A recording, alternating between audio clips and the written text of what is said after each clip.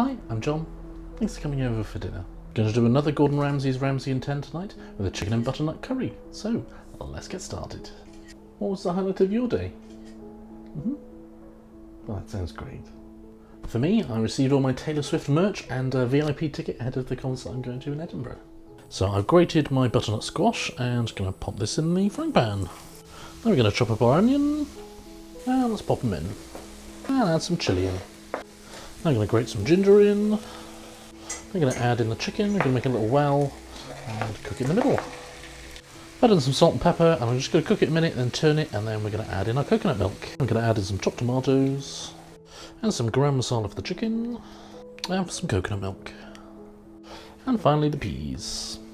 I'm going to add in some chicken stock. Rhiannon has made us some roti dough, so we're just going to pop that on there and cook that to go with our curry. And Rhiannon's just frying our rotis. And lastly, to pop a little bit of spinach in until it's wilted down. Right, go and sit down. I'll serve up. And thanks for coming over. It's great to see you again. And now for the taste test. That curry really nice. I give the curry a 9.5 out of 10, and the roti I give a 10 out of 10. So I hope you have a great weekend. What have you got planned?